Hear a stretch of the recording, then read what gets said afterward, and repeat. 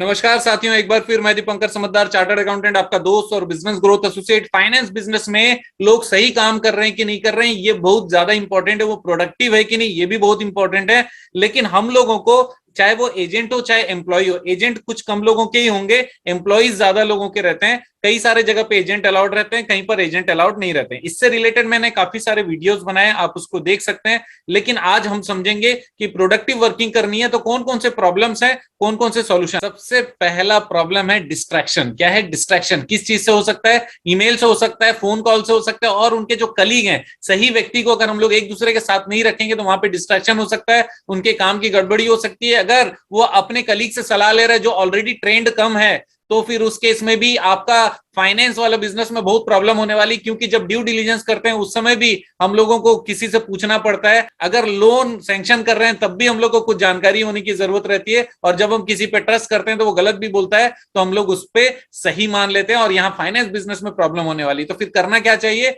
Scheduling और training बहुत important. Scheduling का मतलब ये किस समय कौन सी चीजें करनी है वो आपको उनको बताना पड़ेगा। इसके साथ में जो जो जानकारी उनको लगती है, जिसके लिए एक दूसरे से बात करना पड़ता है, उसकी प्रॉपर ट्रेनिंग बहुत ज्यादा इंपॉर्टेंट है। मतलब बहुत सारे काम हमने उसको दे दिए और हम अपने आप को सोचते हैं कि हम जीत गए। क्यों? क्योंकि मॉर्निंग में जैसे ही वो आता है बोलते हैं बॉस तुमको ये 4-5 काम तुरंत करके देना पड़ेगा, अदरवाइज तुमको दिक्कत होने वाली है। कलेक्शन भी करके ले आओ और वहां पे सैंक्शन भी कर दो। ऐसे बहुत सारे काम हम उनको एक बार में बता देते हैं, वो सब में ठीक है बोलते हैं, लेकिन वो कर कौन सा पाते हैं? जो वो आसानी से काउंट कम कर दे। अगर आपने 10 काम किया तो हो सकता है कि वो 8 काम करके आपको दे दे, लेकिन 2 काम जो वो नहीं कर पाए, एक्चुअल में वो ज्यादा इंपॉर्टेंट था। तो यहाँ पे सीक्वेंस मतलब प्रायोरिटी आपको बताने की जरूरत है कि ये पहला और दूसरा आपको पहले खत्म करना है, उसके बाद वाले बाकी समय में वो सारे काम आप उनको बताने, और रिपोर्टिंग का भी सिस्टम उनको बताइए ताकि वो आपकी मदद कर पाए। तीसरा पॉइंट है ओवर टाइम करवाना या फिर वर्कलोड बहुत ज्यादा करना। देखिए क्या होता है, अगर ये फाइनेंस वाला बिजनेस बहुत सेंसिटिव है, यहां पर गलती हो गई या फिर उनका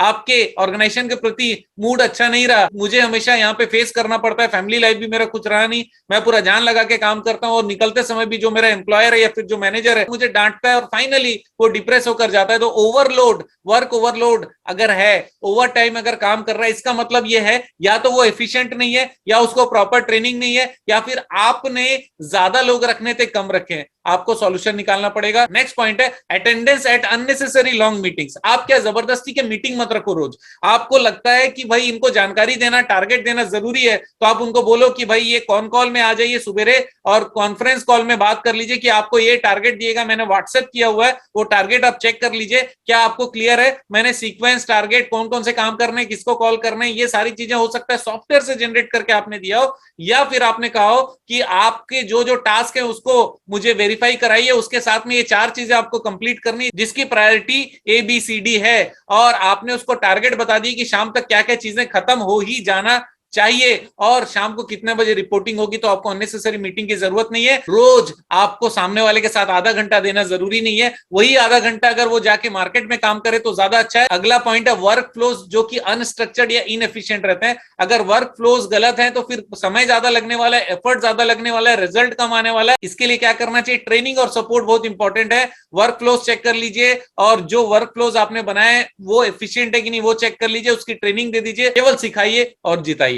अगला है lack of automation for routine task. कई बार क्या होता है, हम लोग रूटीन टास्क, हमको पता है कि ये 10 काम सबको करना पड़ता है और सबको हर दिन 1 घंटा इसमें देना पड़ता है। 10 एम्प्लॉय है तो हर दिन 10 घंटा चले जाता है। अगर आप उसी चीज को सॉफ्टवेयर में, या फिर फ्रीवेयर जो बोलते हैं ना, फ्री एप्लीकेशंस भी आते हैं, गूगल शीट्स या गूगल फॉर्म्स, या जो जो फ्री एप्लीकेशंस आपके पास अवेलेबल है जिसमें पैसे की जरूरत नहीं है, उसमें थोड़ा सा एक्सपर्टाइज या थोड़ा सा सीख लीजिए। हमेशा अपडेशन फटाफट करवा सकते हो, हर कोई मोबाइल से अपडेशन कर सकता है, और बहुत सारे टास्क मोबाइल से भी पॉसिबल है, और आप चाहे तो मोबाइल एप्लीकेशन बना सकते हैं। ऑटोमेशन अगर आप करेंगे आपका स्पीड बढ़ जाएगा, समय बचेगा, ज्यादा प्रोडक्टिविटी होगी, काम ज्यादा होगा, आपको फायदा ज्यादा होगा। कई बार क्या होता है, टेक्नोलॉजी आउटडेटेड हो जाता है और स्लो हो जाता है, आप उसको अपडेट तुरंत करिए। कुछ एम्प्लॉयज को आप ओवरबर्डन कर देते हैं, उनको अपना काम डेलीगेट करने नहीं देते, उनको सबऑर्डिनेट नहीं रखने देते, ऐसा मत करिएगा। अगर कोई ज्यादा विश्वास पात्र है, उनके नीचे सबऑर्डिनेट या फिर सेकंड पर्सन को जरूर रखिए, ताकि दूसरा व्यक्ति सीखे, और जब मेन व्यक्ति ना आए किसी टास्क का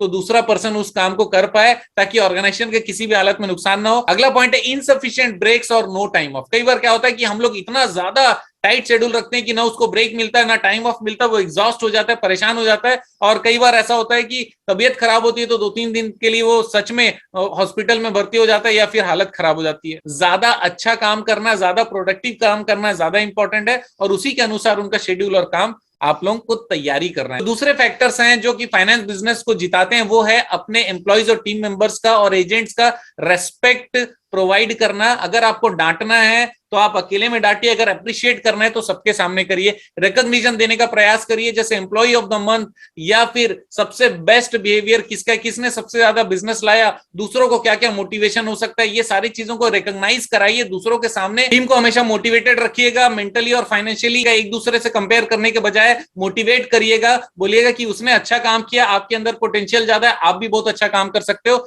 इंटरनल चेक्स बहुत ज्यादा इंपॉर्टेंट है। कई सारे फाइनेंस बिजनेस ओनर्स का ये कहना है कि सर वो पैसा रोज ला के देता है कि नहीं, पूरा पैसा देता है कि नहीं, मुझे डाउट है, 10 दिन से मुझे ठीक से खबर नहीं है। ये आपके कारण है। आपको इंटरनल चेक रखना पड़ेगा कि रोज जितने कलेक्शन हुए वो आपके ग्राहकों से आपकी बात हो जानी चाहिए कि कितना पैसा गया, उसका रसीद आप अलग से जनरेट करके सामने वाले को दीजिए और इनको बताइए कि इतने जन की रसीद हमने दे दी और इतना पैसा आपने जमा नहीं किया। शाम तक हर दिन हम लोग अगर रिपोर्टिंग लेंगे, हर दिन अगर इंटरनल चेक करेंगे तो आपके पैसे कहीं पर भी ब्लॉक नहीं होंगे, कोई वहां से गबन नहीं कर सकता आपका एम्प्लॉय या टीम मेंबर, राइट। इसके अलावा आपको अपग्रेड करना है, एम्प्लॉयज को नेक्स्ट लेवल पे लेकर जाना है, जितना वो जानते हैं उससे ज्यादा सिखाने का प्रयास करिएगा। उनका कैरियर ग्रोथ का पाथ आपको बताना पड़ेगा कि ऑर्गेनाइजेशन में उनका फ्यूचर क्या है। अगर आपको लगता है कि वो बिजनेस या फिर अपने काम से भटक रहे हैं तो हर महीने, क्वार्टरली या 6 महीने में एक बार ऑर्गेनाइजेशन के बारे में, ऑर्गेनाइजेशन क्या करती है, उनका सोच क्या है और फ्यूचर में क्या करने वाली है, रिवाइज्ड गोल क्या है, ये भी जरूर बताइए। और साथ ही साथ